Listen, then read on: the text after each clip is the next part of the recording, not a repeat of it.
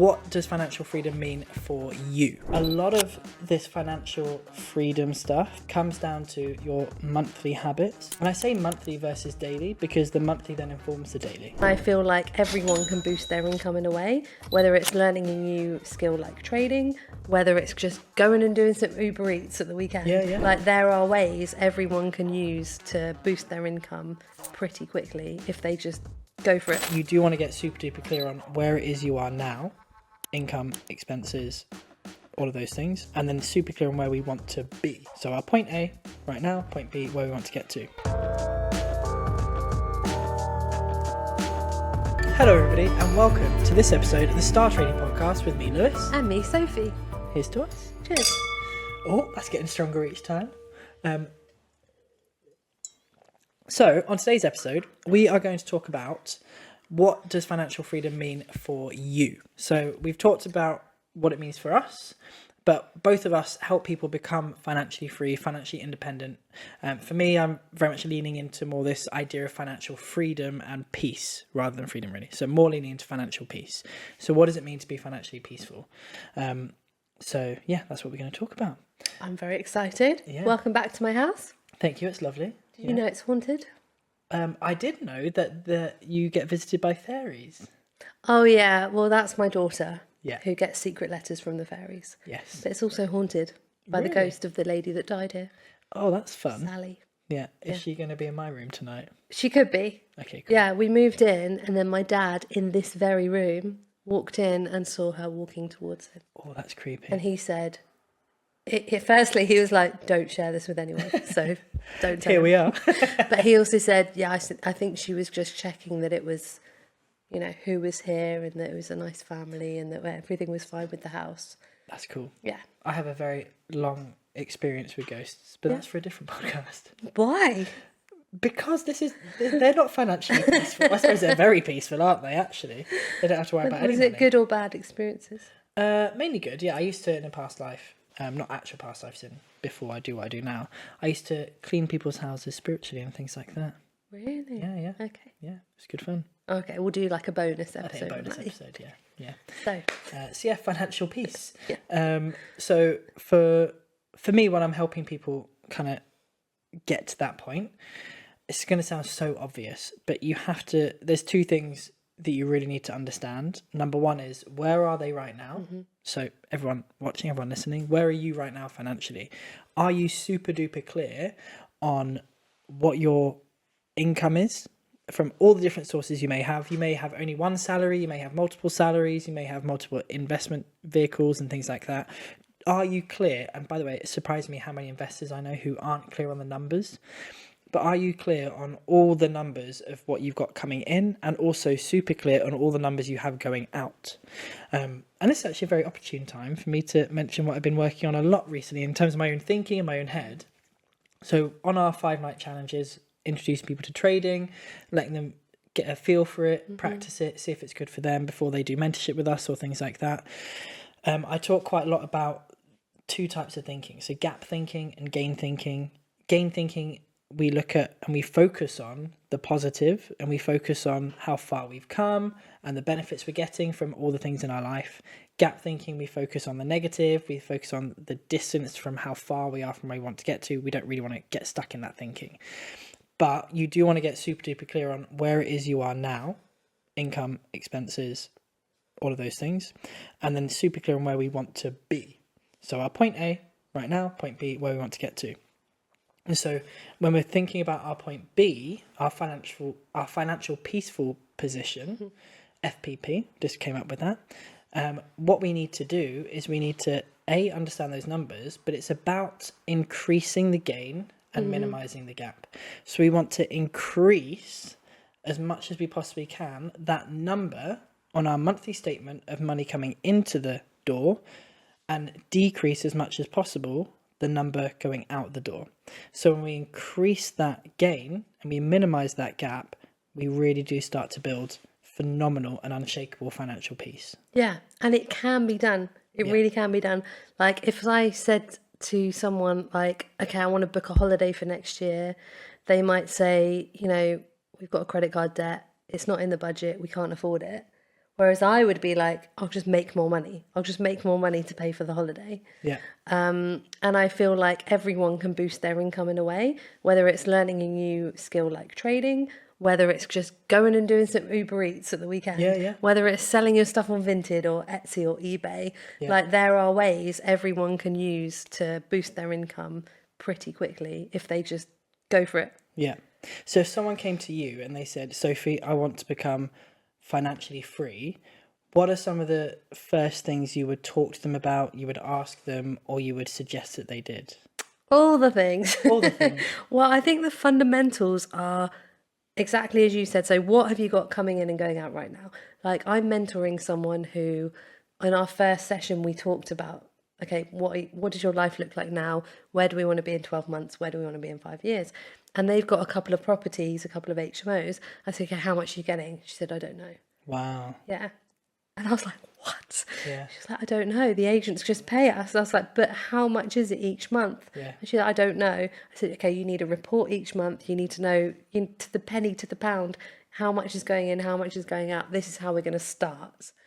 So the fundamentals of knowing how much is coming in and going out, getting a savings account going, that's really important. Figuring out a debt plan if you've got debt, boosting your income, whether that's if you're 9 to 5, asking for a pay rise or negotiating your salary, getting a side hustle or doing a business on the side, and then investing by, trading or property. So there's all these fundamental things that I don't think we're taught about ever in school that you kind of stumble across and you're like, oh, should I be doing this? Is crypto a thing? Yeah. Should I be doing this? Should I get a cleaning job? Should I be dog walking on the side? Yeah. It's not clear and there's not a clear roadmap, but there are lots of different things you can do.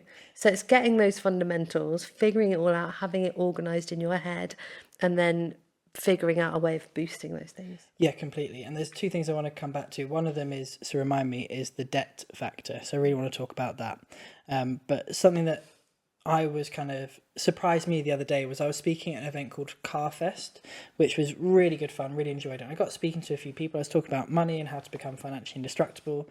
And one of the questions I got asked by this couple, they're a lovely couple, the girl was saying, well, I think it was Monzo she uses, and I get a report of, well, this is how much I spent on this is how much I spent on that. I was like, okay, but do you know the detail?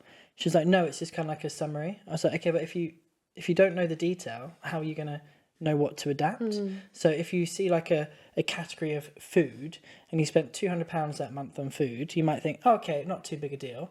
But if you went into the detail of that and £150 of that £200 was at McDonald's, there's maybe something you can do in terms of your behaviour that is going to allow you to have more money at the end of each month.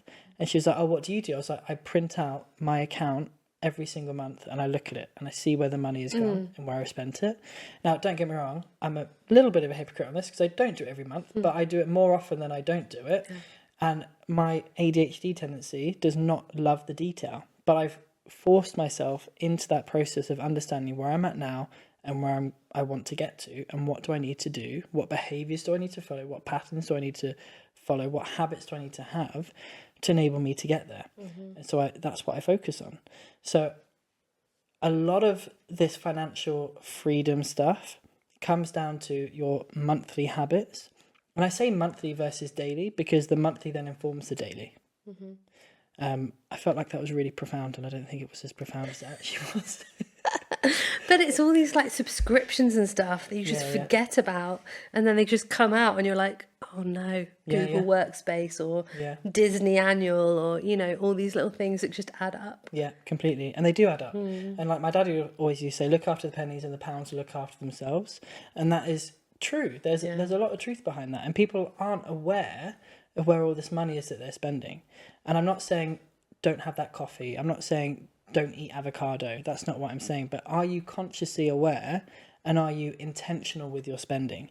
Yeah. So if you're unintentionally spending, you're unintentionally, potentially walking yourself into a difficult situation. I think that's how a lot of people end up in debt. Yeah, and it also feels scary to look at it. Yeah. If you are in debt and your account balance is always in your overdraft and stuff, you just don't want to delve into it. Yeah. But actually just chipping away at it really helps. And then learning to invest and compound interest and those amazing things, like that's the way to wealth. It's not just avoiding a coffee or cancelling a subscription here and there. It's just starting very little and then adding a bit each month, automating it, even if it's £1 or £2, just increasing it a bit and it will grow really nicely. The way to wealth and financial peace is not through saving and limiting spending. It's through generating more income. People don't know that. No. And so this is why I wanted to step back to the debt thing for a second, because when you're unintentionally spending, you can get into bad debt. And we know that there is good debt and we know that there's bad debt. So I'm going to ask you a question. What would you say is good debt? Good debt is when you are taking money out to then grow money. So a business loan or a house loan or something like that, which you're going to leverage to make more money. Yeah, brilliant. Yeah, I'd agree.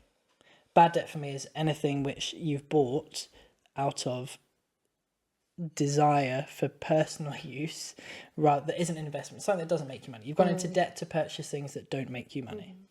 Yeah, cool. What about Taylor Swift tickets on a credit card? Worth it. 100%. Yeah. Well, again, no, let's be serious for 2 seconds. Not worth it if you can't afford to pay it back. Yeah. Yeah. Really not. Yes, once in a lifetime experience, but again, intentional spending. How is investing in that thing going to make you feel in 2 years, 5 years, 10 years time? Are you really going to feel like, thank God I went to Taylor Swift, but now I'm in debt and I can't get out of it because it's snowballing? Or are you going to think, yeah, I'm so glad I went. It was an amazing experience and I still have money in the bank and I'm fine financially. Yeah. There you go. Yeah. You've heard a phrase recently, haven't you? Have I? Yes, you have. You have it on your phone. Oh. You've heard a phrase. Yeah, I wanted to talk to you about the FIRE movement. Okay, I don't actually know what this is. You actually don't? No, you I'm just very mentioned it to me before. surprised. I know. FIRE is financial independence, retire early. It's the FIRE movement. Okay. So it's building assets, building passive income, building investments so that you can retire early and live off those things. Okay.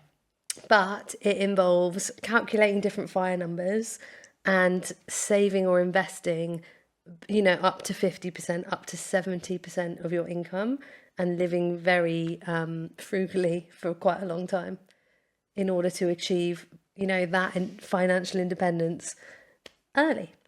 Ain't nobody got time for that. So shall I show you how it's calculated? Yeah, talk to me a little bit more about that. Okay, so I'm reserving judgment at this point. Okay. So financial independence, retire early, FIRE, is a lifestyle movement that offers an alternative to traditional retirement. Leave your work life behind in your 50s, your 40s, or even your 30s. But what does it take to retire decades earlier than most of your peers? Can I just Spend stop? I less, just need to stop save you. more, but be more thoughtful when it comes to I investing. need to stop you there. Who's retiring at 30? Other than someone that's Not me. taken a load of daddy's money already. Like, who's actually doing that? Yeah, but interestingly, this mirrors like a trust fund, like, trust fund babies. Yeah. So they might have a pot of £1 million that makes 8% interest every year. They're allowed to spend 4%. And how has a Do you see what I 30-year-old mean? created that? So, well, they haven't. They've just given access to it. So the trust fund is perpetually at £1 million, but making 8%. And they're allowed how's it making 8%? through stocks and shares or investments. So that 8% figure is an average. Yeah. So what happens in the years where it loses money because the stock market does go down or doesn't hit 8%? Good question, Lewis. You're just buggered, aren't you? Yeah. Like it's this. I love. Daddy has to put in more money. Daddy's got to put in more money. Daddy's got to put more money in. I don't know why I'm being such an arse about this idea, because I'm all for It's really annoyed you. But it has annoyed me because I just get so sick of these fanciful ideas that if I was in my early 20s and I'm looking at, I'm going to retire at 30, how the heck am I actually going to do that? I'm going to work a job. When you're in your early 20s, even out of university, you're on basically minimum wage. So let's say you're on 25k a year. I was living in London, only on 19k a year when I first started. My rent at that point, so we're talking when I first started trading 10 years ago, my rent at that point in a not great accommodation setting was £800 a month. That's most of my salary. So you're telling me someone who's living in London using most of their salary because they can't rely on living with Well, no, mummy they'd and have to daddy. live at home, wouldn't they? Yeah, but what if people can't do that? They have to, Lewis. And I like it's a nice concept, but I just don't think for most people it's a reality. And I think that's what frustrates me. Like all this stuff online about, oh, invest in index trackers, you make 10%, 8% a year. That's an average. It's not what happens every single year. So if you're relying on that, what then happens? And what they all forget to tell you is inflation. So if you're making an average of 8% per year, and we have an inflation year like we've just had, which was about 10% for the year, you're still down -2%. How's that helped anyone? So, okay, you're going to have £1 million. You're going to be a millionaire when you retire because you've invested in this index tracker. That £1 million is only worth, at the point you retire in 30 years, 40 years' time, maybe as actual spending capital, £500,000 if you're lucky, even though you've saved up £1 million to be in there. And then you're making, on average, 8% of that. What's 8% of 500,000? Let's say 10% to be generous and for my mental arithmetic. That's 50,000, which again, 50,000 in 40 years' time as actual spending capital is probably worth 20,000 to 30,000. I don't want to retire on that. I need more money than that to live the lifestyle that I want. It's ridiculous. Would you like to know the FIRE number? Yes, let's go for that. FIRE number, generally equal to 25 times your annual expenses, is an estimate of how much money you'll need to reach a comfortable retirement. Say that again. 25 times your annual expenses. 25 times your annual expenses. So you need to save up 25 years worth of living expenses. And the 4% rule refers to the idea that once this money is saved, you should aim to withdraw 4% of your savings per year during retirement. Okay. So if you're spending $60,000 a year, multiply that by 25, your FIRE number is 1.5 million. This is the amount of savings investments they will work towards in order to retire comfortably. So you want me to get there by the time I'm 30? Saving so much money almost always requires commitment and compromise. Yeah. Yeah. I've So got to go to it's just a Mykonos. lot. Yeah, it's places to be. It's a lot of work really quickly. You're not spending any money, you're saving and investing all of it in order to retire early, but then do nothing. And this is what really pisses me off about a lot of financial. Does it? It really does. Can you tell? Because I'm an investor, right? I'm all for that. But you have one life. Yeah. You have to enjoy your life. I'm all for a little bit of sacrifice, short-term sacrifice, long-term goal. But what this is talking about is long-term sacrifice for short-term goals, like a short period of time goals, not short-term goals, but a short period of time. Your retirement is not meant to be a long period of time. It's almost like a clickbait, real quick, here's a paragraph on it. Has anyone actually done that?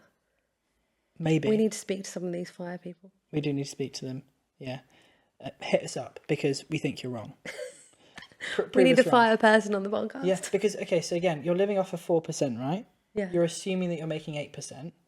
That's a massive assumption. Even if you are, again, inflation is impacting what's going on there. So if inflation is eating into that, you have a bad year, inflation-wise, and the stock market or wherever you've got your money doesn't make that percentage, it's just stupidity. You're actually lost money and you're putting yourself in a terrible situation. And all of a sudden, you're going to have to come out of retirement in order to actually do something useful and actually make some money. So what is the answer? Trade. Yeah.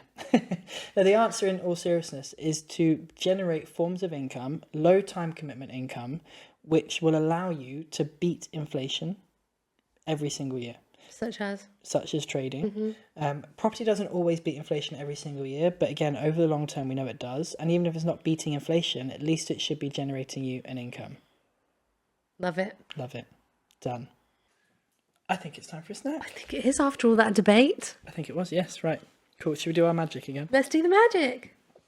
Sorry, my previous wine just popped up to say hello. 3, 2, 1.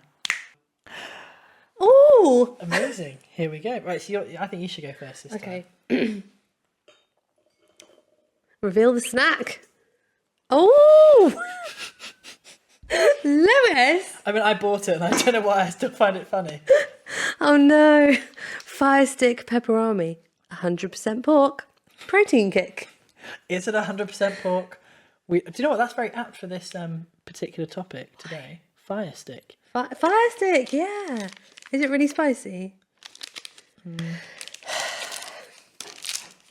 All right. What's it going to be? I don't like spicy things though. Let's have a nibble and I'll finish it.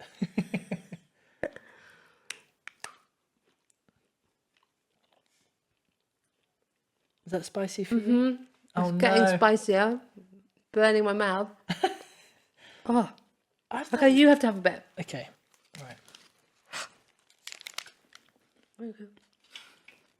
It is quite spicy actually. I mean, I love it. That was... It's going to get worse before it gets better, I think. Yeah.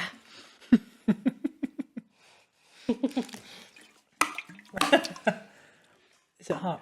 Also, I'm the sweet one. You're very sweet. Bring Oh, me sweet. I meant to buy you sweets. Okay, sorry. Okay, surprise 9. Taste 1. I'm going to finish it because I You love carry it. on. Too hot for me. For me. But really, like, that's not even food. Like, that's so processed. Do you know what I mean? Just, Just going to put that back in there for a second. right, you can reveal I'll what come I've back brought to you. you later. Brought that for yourself, didn't you? Diddle me this. Right, so.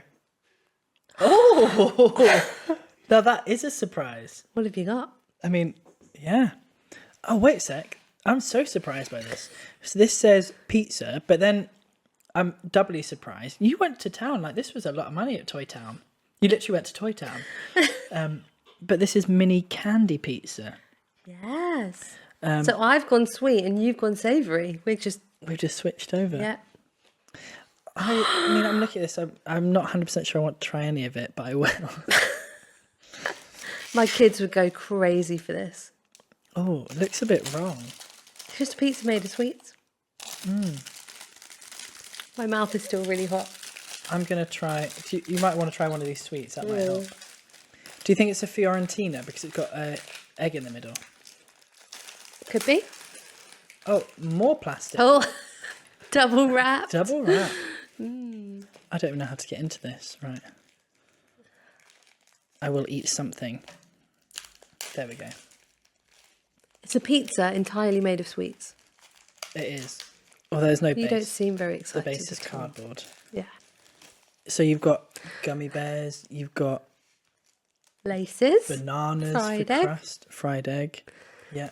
Lots of strange things. Oh, gosh. Nearly lost it. And that wouldn't have been a shame if I had. But yeah, there we go. So I'm just gonna go for the egg, I think. Yeah. What bit are you gonna have? A little raspberry. I think that's pepperoni. Surprise 10. Taste 4. Hate it. Yeah. I actually really like the box though. I do really like the box, but Wished it was real pizza. I actually did, yeah.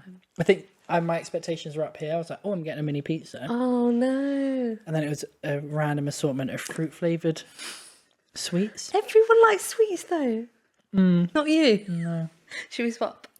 Yes. Okay. There Deal. you go. Right. Well, thank you very much for joining us on this episode of the Star Trading Podcast.